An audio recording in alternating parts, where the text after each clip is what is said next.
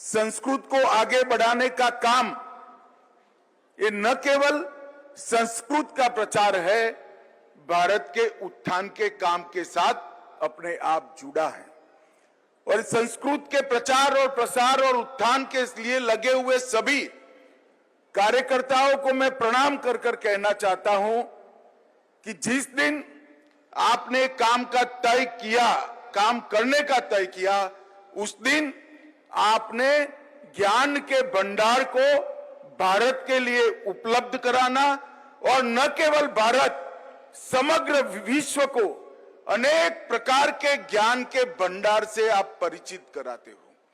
क्योंकि मुझे पूरा विश्वास है, मैं मेरे अभ्यास के आधार पर कह सकता हूं, अनेक विषयों में हजारों साल से जो मंथन हुआ, चिंतन हुआ, जो उसका अमृत निकला, वो अमृत संस्कृत में ही संग्रहित कर कर यहां पर रखा गया है। चाहे व्याकरण हो, चाहे संगीत हो, योग हो, आयुर्वेद हो, रसायन विज्ञान हो, अंतरिक्ष ज्ञान हो, गणित हो, भूमिति हो, कालगणना की वैज्ञानिक पद्धति हो या पर्यावरण का संरक्षण हो, हर क्षेत्र के अंदर संस्कृत में इतना सारा ज्ञान, ज्ञान ही नहीं ज्ञान के भंडार उपलब्ध है, जो मैं मानता हूं समग्र विश्व को उपलब्ध होने चाहिए। और हम ज्ञान की पेटेंट करने वाले देशों में से नहीं हैं। ज्ञान पर किसी का नाम नहीं होता है और हमारे वेद और उपनिषद, उसमें कहीं पर भी रचयिता का नाम नहीं है। वो ईश्वर ने दिए हैं और सबके लिए उपलब्ध है।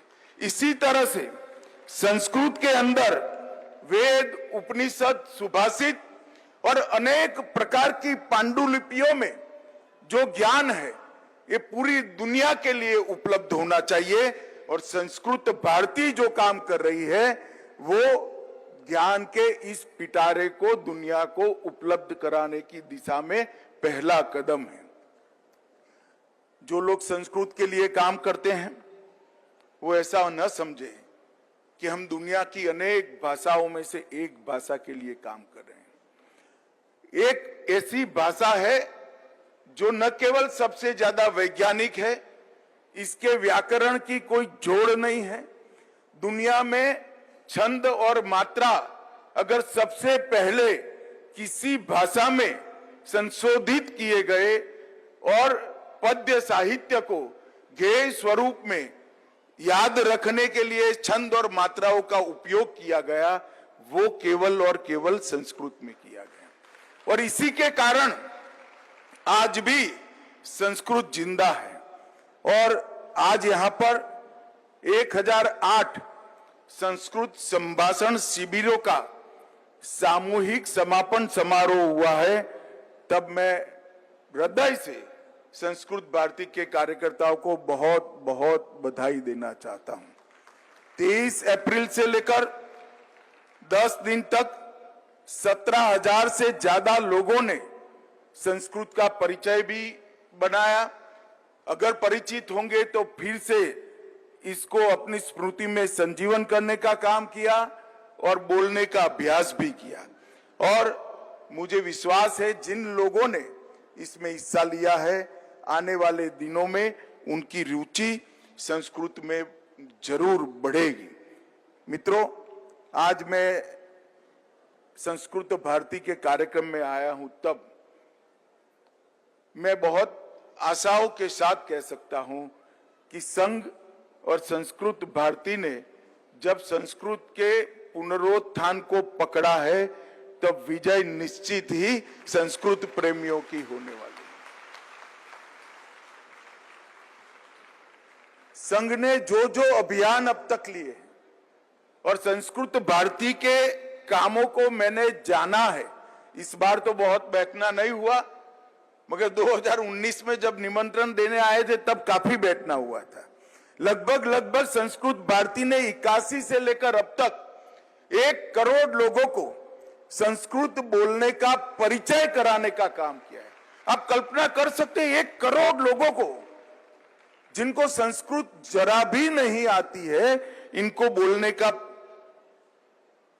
प्रयास और बोलने का एक प्रकार से इनकी प्रैक्टिस कराने का काम किया है।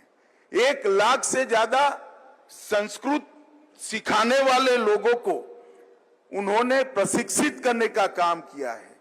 6000 परिवार ऐसे बने हैं जो आपस में केवल संस्कृत में बात करते हैं और 4000 गांव देश में ऐसे बन चुके हैं, पूरे गांव का व्यवहार सिर्फ और सिर्फ संस्कृत में होता है।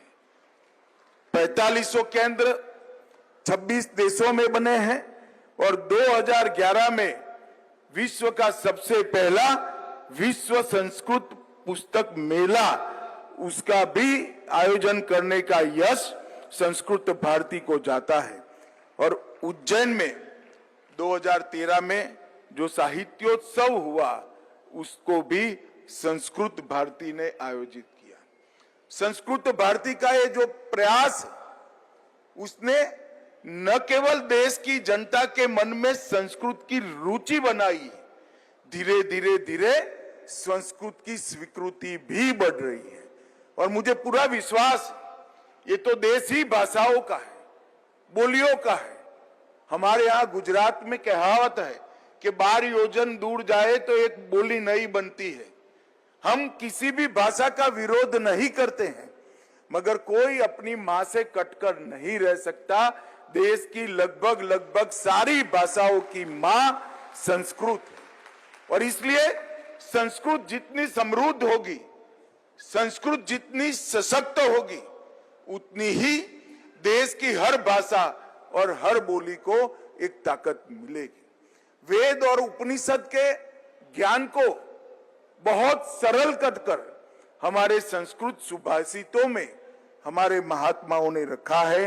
योग, मनोविज्ञान, कला, संगीत, नृत्य, आयुर्वेद, खगोल शास्त्र, गणित, भूमिति, विज्ञान के हर प्रकार, ये सभी के अमूर्त सिद्धांतों को छोटे छोटे श्लोकों में ढालकर इतने सुंदर तरीके से रखे हैं, शायद ही कोई शिक्षक ये काम कर पाएगा। इतना अच्छा काम हमारे मुनियों ने करा है, हमारे ऋषियों ने करा है, हमारे चिंतकों ने और विचारकों ने करा है। और संस्कृत भारती ये पूरे पिटारे को आज भारत और विश्व के सामने खोलने का काम कर रही है।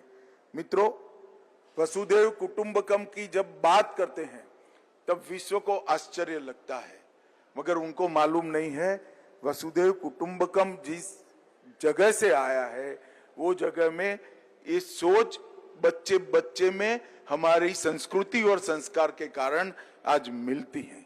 हमारे कई मठों ने, विशेषकर श्रृंगेरी मठ और ज्योतिर्मठ ने ढेर सारा साहित्य संजो कर रखा है और कई सारे शास्त्र भी इसमें संजो कर रखे हैं। और दुनिया के ढेर सारे विचारकों ने, चाहे अल्बर्ट आइंस्टाइन हो, मैक्स मुलर हो, निकोला टेस्ला हो या जोहान्स केपलर हो, इस सभी ने संस्कृत को सबसे वैज्ञानिक भाषा के रूप में स्वीकार किया है। और आज मैं इतना जरूर कहना चाहता हूं कि हम संस्कृत के हास के इतिहास को ज्यादा स्मरण करने की जगह संस्कृत के उत्थान के लिए ज्यादा काम करने की जरूरत है। अब ऐसा समय नहीं है, देश में एक अनुकूल वातावरण है जिसके माध्यम से संस्कृत का विकास हो सकता है। आज देश में एक ऐसी सरकार है जिसने संस्कृत के लिए अनेक प्रकार की योजनाओं को लाया है। अष्टादशी योजना, लगभग 18 परियोजनाओं को हमने लागू किया है। दुर्लभ संस्कृत पुस्तकों के प्रकाशन, थोक खरीद और दोबारा प्रिंट करने के लिए वित्तीय सहायता भी भारत सरकार देती है। प्रख्यात संस्कृत पंडितों की सम्मान राशि में भी बढ़ोतरी की है। नई शिक्षा नीति में इंडियन नॉलेज सिस्टम पर फोकस किया है। इसका एक बहुत बड़ा वर्टिकल स्तंभ संस्कृत भी है। राष्ट्रीय संस्कृत संस्थान को केंद्रीय संस्कृत विश्वविद्यालय में अपग्रेड भी हमने किया है।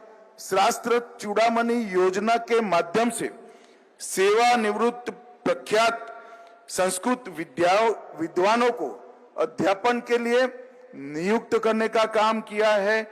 और सबसे बड़ा काम अगर सरकार ने किया है तो हमारी संस्कृत और हमारी प्राकृत भाषाओं में बिखरी हुई, देश भर में बिखरी हुई पांडुलिपियों को एकत्रित करने के लिए लगभग 500 करोड़ के बजट से एक अभियान चलाया गया। और मुझे विश्वास है कि जब पांडुलिपियां एकत्रित होगी, वो जिस भाषा में है, संस्कृत और हमारी प्राकृत भाषाओं में पढ़ी है, इनके विद्वान जब इसका सरल अर्थ आज की भाषा में करेंगे, इसके संरक्षण और संवर्धन की वैज्ञानिक व्यवस्था प्रस्तापित होगी, उस वक्त दुनिया के लिए अद्भुत ज्ञान का खजाना खुलने वाला है। और नरेंद्र मोदी जी ने पांडुलिपियों के संरक्षण के लिए एक बहुत बड़ा ज्ञान भारतम मिशन की 500 करोड़ के एक बेसिक कोष के साथ शुरुआत की है। और हर बजट में इसके लिए आगे पर इसके लिए एक निश्चित राशि दे दी जाएगी। लगभग अब तक 52 लाख से ज्यादा पांडुलिपियों का डॉक्यूमेंटेशन किया गया है। 3.5 लाख पांडुलिपियों का डिजिटीकरण भी हो गया है। और namami.gov.in पर 1,37,000 पांडुलिपियां उपलब्ध कराई गई है। दुर्लभ पांडुलिपियों का अनुवाद और उसके संरक्षण के लिए एक हर विषय के, हर भाषा के विद्वानों की टीम भी गठित की है। और बहुत थोड़े समय में हम इसको आगे बढ़ाएंगे। अंत में मैं इतना ही कहना चाहता हूं, संस्कृत भारती ने जो काम 81 से लेकर आज तक किया है, इसकी जोड़ ढूंढना बहुत कठिन है। और मैं बहुत पवित्र हृदय से बताना चाहता हूं, मैं भी एक सामाजिक कार्यकर्ता हूं। अगर मुझे कोई कहता कि संस्कृत भारती के लिए काम करना है, तो इतना साहस मुझ में नहीं है जो संस्कृत भारती के कार्यकर्ताओं में है। एक बहुत बड़ा मिशन, एक बहुत बड़ा काम लेकर संस्कृत भारती ने एक मकाम तक, एक स्तर तक पहुंचाया है, जहां से आगे विजय ही विजय है, पराजय का कोई सवाल खड़ा ही नहीं हो। लेटेस्ट अपडेट्स और ताजा तरीन खबरों के लिए TV1 इंडिया लाइव को सब्सक्राइब कीजिए और नोटिफिकेशन पाने के लिए बेल आइकॉन को दबाना मत भूलिए।